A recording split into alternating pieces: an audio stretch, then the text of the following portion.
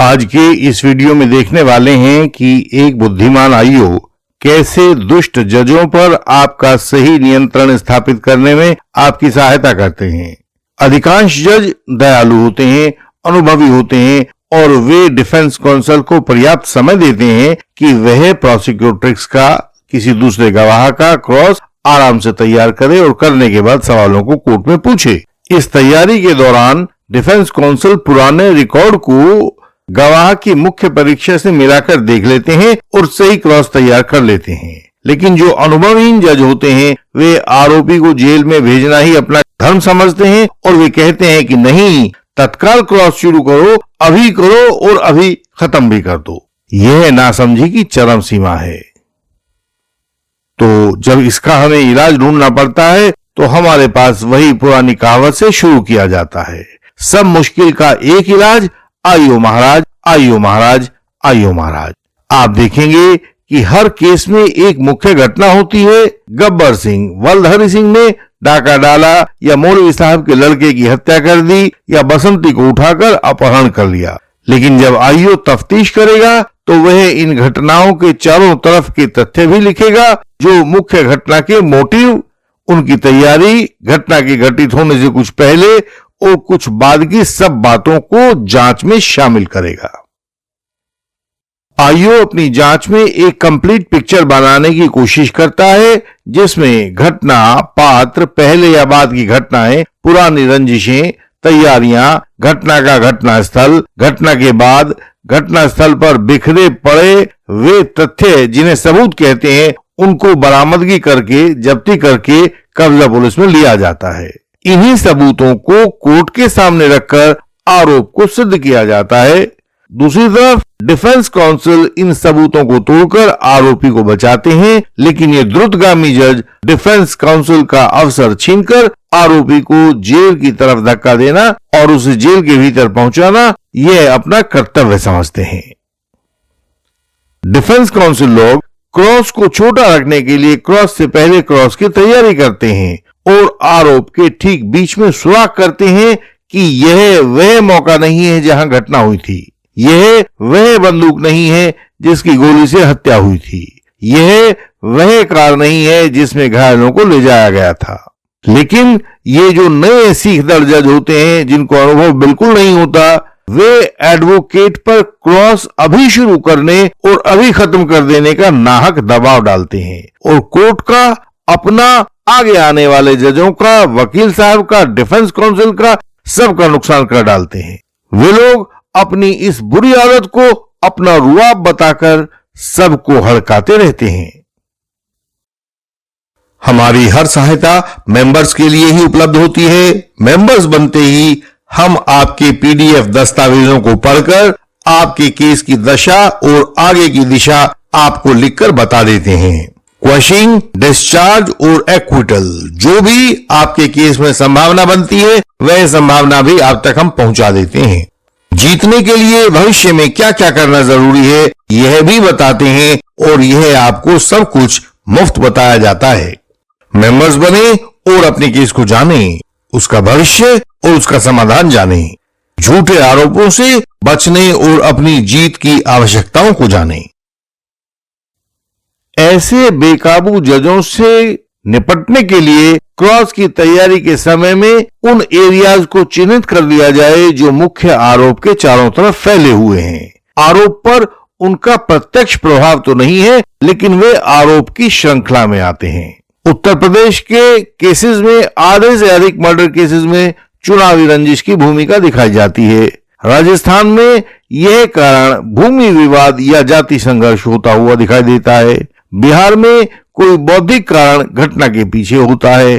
तो इन अप्रत्यक्ष कारणों पर पैनी नजर डालें और इनको इतना विस्फारित कर दें, इनको फुला दें कि उन बेमतलब के सवालों से ही 3 या 4 घंटे का क्रॉस निर्मित हो जाए, ताकि उन सीखदार जज साहब का पेट भर जाए कि चलो आज क्रॉस तो हो ही गया है।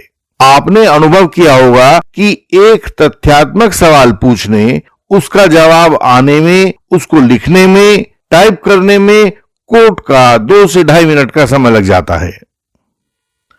इस गणित के द्वारा 1 घंटे के क्रॉस में आपको 25 से 30 प्रश्न पूछने आवश्यक होते हैं। यानी कि इन जज साहब की तृप्ति के लिए आपके पास यदि उस महिला के चीफ में आधा पौना घंटा लगा है और अब आपके पास 100 प्रश्नों का सेट तैयार है, तो आप इन जज साहब को 4 घंटे तक बड़े आराम से रोक पाएंगे, तृप्त कर देंगे इनको। सुनिए साहब, हमारा क्रॉस सुनिए। आप सब एडवोकेट साहिबान देखें कि उन्होंने अपने पूरे करियर में 4 घंटे लंबा क्रॉस कितनी बार किया है। यदि पूछने वाला अपनी पर आ जाए तो केवल इस बात पर 100 सवाल पूछ सकता है कि जब आप घर से पुलिस स्टेशन गए थे तो रास्ते में क्या क्या हुआ था। अब तक हमने इस समय गुजारू क्रॉस का गणितीय पक्ष देखा है, तो अब हम समझेंगे कि इस क्रॉस को विषय मूलक पक्ष में कैसे देखा जाए और हम जब इसमें पूछने लगे तो आखिर पूछें क्या। यह भी देखेंगे कि जज साहब ऐसे क्रॉस के दौरान क्या अड़चन डालेंगे और यह भी समझेंगे कि उस अड़चन का कानूनी निदान क्या है। झारखंड से हमारे पास केस आया है कि एक व्यक्ति ने अपने साले की नाबालिग बच्ची से शारीरिक संबंध बनाकर अपराध किया है। आरोपी 3 वर्ष से जेल में है। आईओ की कृपा यह रही है कि उसने दोनों परिवारों के 5 फोन और उनका डेटा इकट्ठा कर लिया है। एफएसएल रिपोर्ट आ चुकी है, लेकिन अभी आरोपी को नहीं मिली है।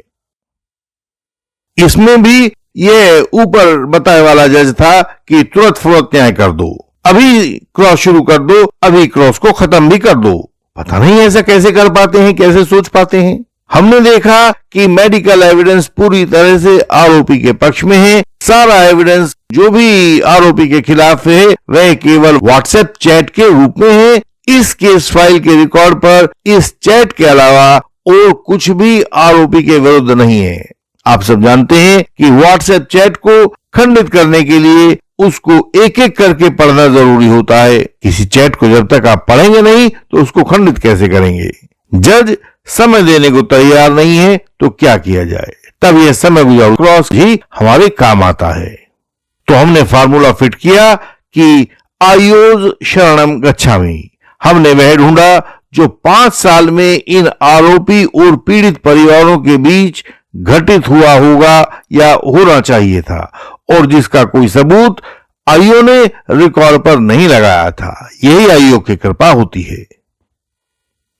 यदि संबंधों के सामान्य सबूत रिकॉर्ड पर नहीं है तो यह बात कोर्ट में दिखाने के लिए इस्तेमाल की जा सकती है कि संबंधों में दुश्मनी होगी, यानी कि फॉल्स एलिगेशन का आधार होगा। तो अपना जाना पहचाना कानूनी गांडीव हमने उठाया और पूछा, यह बात तो सही है ना कि, आप जानते हैं ना कि हम यही सवाल पूछते हैं, यह बात तो सही है ना कि आपके पूरे पिछले संबंधों के दौरान दोनों परिवारों का कोई साझा फोटो आपने पुलिस आईओ को नहीं दिया है। यह बात भी सही है ना कि आरोपी और पीड़िता का भी कोई साझा फोटो इस पूरे 5 साल में नहीं रिकॉर्ड पर रखा गया है। यह बात भी सही है ना कि पिछले 5 सालों में दोनों परिवारों ने कोई त्योहार इकट्ठा नहीं मनाया है। इन सवालों को सुनकर पीड़िता की मां बहुत चिल्लाई। पुलिस वाले ने नहीं मांगा तो हम कैसे देते, लेकिन हम कोई नए वकील तो थे नहीं कि हमको वो बहका लेती। हमने पूछा उससे, यह बात तो सही है ना कि पूरी इन्वेस्टिगेशन के दौरान आपने पुलिस आईओ के खिलाफ सही तरीके से इन्वेस्टिगेशन ना करने की कोई शिकायत नहीं की थी, यानी कि आप उस वक्त पुलिस इन्वेस्टिगेशन से संतुष्ट थी। अब बाद में जब हमने सवाल पूछे तो सवाल उठने पर आपने चिल्लाना शुरू कर दिया। उसने पीड़िता की मां ने उसने कहा कि पुलिस की गलती से हमारा केस क्यों खराब करते हो। हमने कहा कि पुलिस आईओ को आने दो, हम उससे यह भी पूछ लेंगे कि उसकी गलती से यह केस खराब हो रहा है क्या। इसमें पीड़िता के दादा की प्रॉपर्टी को लेकर भी कुछ विवाद था। उसके सिविल सूट की कॉपी केस फाइल पर लगी हुई थी। हमने सजेशन दिया कि मेरा कहना है कि आरोपी की पत्नी, जो पीड़िता की पिता की बहन थी, मेरा कहना है कि आरोपी की पत्नी को स्वर्गीय पिता की जायदाद में हिस्सा मांगने से रोकने के लिए आपने आरोपी के ऊपर झूठा इल्जाम लगाकर जेल भेज दिया है। तो इस तरह हमने उस दिन की सुनवाई में इतनी बातें पूछी कि हमारे 3 घंटे कब गुजर गए पता भी नहीं चला। जज ने हमें अनेक स्थानों पर रोकने की कोशिश की, कहा कि यह सवाल क्यों पूछते हो, इस सवाल का क्या रिलेवेंस है। और हमने बताया कि पारिवारिक संबंधों में रेप का आरोप है, तो पारिवारिक संबंधों पर सवाल पूछा जाना सेक्शन 3 इंडियन एविडेंस एक्ट में रेलिवेंट फैक्ट है। इस पर आईओ ने इन्वेस्टिगेशन किया है, सबूतों को फाइल पर लगाया है, तो ऐसे में मुझे सवाल पूछने से कैसे रोका जा सकता है। और यह बात कानूनी बात है। इन सवालों पर कोई जज किसी एडवोकेट को कैसे रोक सकता है। रोके तो रजिस्ट्रार को चिट्ठी लिखिए, ईमेल भेजिए, इस रोकने वाले जज को इसका काम मिल जाएगा। तो वर्तमान केस में अब केवल इतना ही बचा था कि दिन की सुनवाई पूरी होने के बाद जज केस को अधूरी जिरह के बीच में अब इस केस को आगे की सुनवाई देने के लिए बाध्य हो गया था। तो जब भी जज अनियंत्रित रूप से कानून से बाहर जाकर धमकाए, तो कानून में ही उस जज का इलाज मौजूद होता है। Facts related to relevant facts पर इतने सवाल पूछिए कि जज केस को स्थगित करने के लिए बाध्य हो जाए और आपको गवाह के क्रॉस के लिए उचित समय मिल जाए।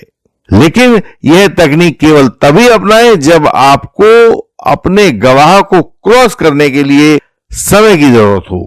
इस तरह का क्रॉस उन हालात में बिल्कुल ना करें जब कोर्ट का कीमती समय नष्ट होता हो, क्योंकि यह वाला क्रॉस केवल लक्ष्मण मूर्छा जैसी आपात परिस्थितियों में ही उचित होता है। साथ ही यह बात उन जिद्दी जजों को भी समझाएं कि वे राजा नहीं हैं, अतः राजहट ना करें।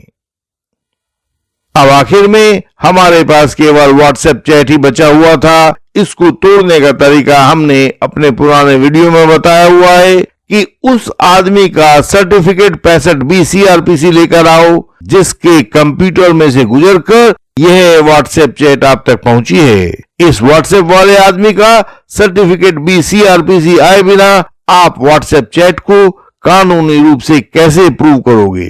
अब या तो आप अपना कानून बदलो या हमारे क्लाइंट को बाहर निकालो, उसको आरोप से मुक्त करो। इंडियन लीगल सिस्टम द्वारा आपको दिया गया क्रॉस एग्जामिनेशन आपको निश्चिंत करता है कि कोई कुछ कर ले, कानूनी रूप से आपका बिगाड़ कुछ भी नहीं पाएगा।